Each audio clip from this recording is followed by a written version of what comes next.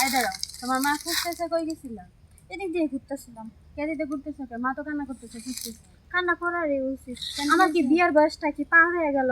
এরপরে না। বিয়ে দিতে পারবো না। এখন হচ্ছে যে বেটার লগে আমার বিয়া ঠিক করছে, সে বেটা গাঁজা খায়, মদ খায়, মানে সব কিছু খায়, মাগি বাজি সবই করে। হ্যাঁ লগে আমার বিয়ে দিতেছে, আমার মা আমার বিক্রি করে দিতে চাইতেছে। এখন কি করবা তাহলে? দেখি কি করা যায়। কই যাবা এখন? দেখি ভাবতেছি ঢাকা যাবো গা। ঢাকা যাবো? তোমার মা তো কান্না করতেছে, তাহলে যাও, বলো মেয়ে বিয়ে করবো না। অনেকবার বলছি, অনেকবার বুঝাইছি। হ্যাঁ ভিলো কি করে বেটি রে চায় না, হ্যাঁ টাকা চাই। ওই টাকারে অন্য বেটার কাছে আমার বিক্রি করে, হ্যাঁ আমার প্রতি লাভে বিক্রি করে দেবে। প্রতি ডালা বিক্রি করে দেবে? হ্যাঁ। চলো তাহলে আমার বাসায় চলো। আচ্ছা যাবো। আপনি কই গেছিলেন এদিকে? আমি তো এদিক দিয়ে যাচ্ছিলাম, তোমার মা কান্না করতে করতে যাচ্ছে। ও, সামনেই আছে তোমার মা, কান্না করতে করতে যাচ্ছে। কান্না করার কি করলাম? কান্না করারই উচিত। ওরকম মায়ের না শিক্ষা হওয়া দরকার আছে। যদি আমার যদি মেয়ের মতো স্নেহ করতো, ভালোবাসতো, বা হচ্ছে নিজের দিকে না তাকাই আমার দিকে তাকাইতো, হ্যাঁ টাকা চিনে, আমার চিনে না, মাইয়া চা না। এখন কি করবো তাহলে? আমি যাবো এখন, যেহেতু ওনার টাকা চাই, ওনার মেঘতে চাই না, তাহলে উনি ওনার টাকা নিয়ে থাকো, তা আমিও থাকবো না এখানে। আমি চলে যাবো ঢাকা। ঢাকা যায় চাকরি করে নিজে পায়ে দাঁড়াবো, আমার স্বপ্ন ওইটা। ও, আচ্ছা ঠিক আছে। আচ্ছা। ওখান থেকে বড় মুখ করে তো কইলাম যে ঢাকা যাবো, কিন্তু আমার হাতে তো টাকা পয়সা কিছুই নাই। কেমনে ঢাকা যাবো, কার কাছে যাবো? আর শুনছি কত রকমের লোক আছে ঢাকায়, খারাপ আছে ভালোই আছে, কার কাছে যাবো? বড় মুখ করে তো হ্যারে কইলাম, হ্যাঁ তো হ্যার বাসায় যাইতে কইলো, গেলাম না। যা, কপালে যা আছে তাই হইব। তাও ঢাকা যাবো, নিজে পায়ে দাঁড়াইতে তো পারবো, নিজের স্বপ্ন তো পূরণ করতে পারবো।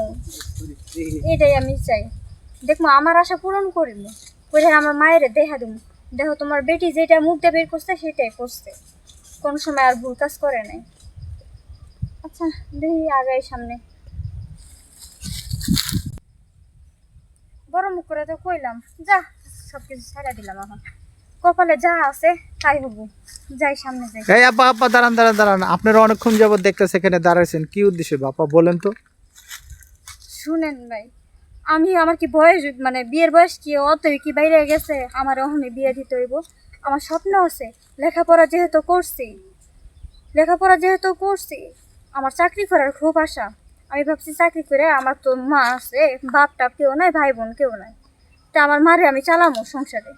কিন্তু আমার মায়ে কি করছে, একটা মানে বকাটে ছেলের সাথে আমার বিয়া ঠিক করছে। ছেলে গাঞ্জা খায়, মদ খায়, টাকার বিনিময়ে আমার কিনতে চায়, প্রতিটা লয়ে আমার বিক্রি করব। এরকম মার সাথে থাকা যায়? আমি এই জন্য বাড়ি ছেড়ে আমি ঢাকা যাবো, চাকরি করবো, নিজের পায়ে দাঁড়াবো। তো ঢাকা যাবেন, ঢাকা কি আপনার কি আছে? কেউ নাই। শুনেন আপা, আমরা একটা কথা বলি, আমরা আপনাদের নিয়ে প্রতিবেদন করি, আপনাদের নিয়ে ভিডিও, যারা অসহায় আছে তাদের নিয়ে। তো আপনি যদি ইচ্ছা করেন তাহলে আমাদের অফিসে যেতে পারেন, আমাদের আরও মেয়েরা আছে ওখানে যারা অসহায়, তাদেরকে নিয়ে আমরা ওখানে রাখি, তাদেরকে যে কোনো একটা কর্মস্থান করে দিই, তাদেরকে একটা চাকরির ব্যবস্থা করে দেই। যদি কেউ বিয়ে করতে চায় তাদের বিবাহ বন্ধনে আমরা করে দিই। আর যদি কেউ মনে করেন চাকরি করবে, নিজের পায়ে দাঁড়াতে, সেটাই করি। আপনি জানেন না আমাদের সম্বন্ধে, আমরা বিভিন্ন সময় বিভিন্ন গ্রামে এই সমস্ত ভিডিও করি, আর এই সমস্ত গল্প তৈরি করে, যেগুলির জন্য গরিব অসহায়দের উপরে, যারা নাকি রাস্তায় চলতে গিয়ে বিপদে পড়ে, রাস্তায় করতে বিপদে, সেই সমস্ত লোকের আমরা সহযোগিতা করি। তা আপনি যদি এই করেন তাহলে আপনি আমাদের সাথে চলতে পারেন। তাহলে এইটাই ভালো হবে, ঢাকা ঢুকা না যে আপনাদের সাথে চলে যায়, আপনারা যে কোনো একটা ব্যবস্থা করে দিবেন চাকরির। দর্শক, আপনি তার কথাটা শুনলেন, মুখের কথাটি। দর্শক, আজকে আমরা এখান থেকে বিদায় নিব, আবার অন্য কোথায় অন্য কোনো দিন। আসসালামু আলাইকুম।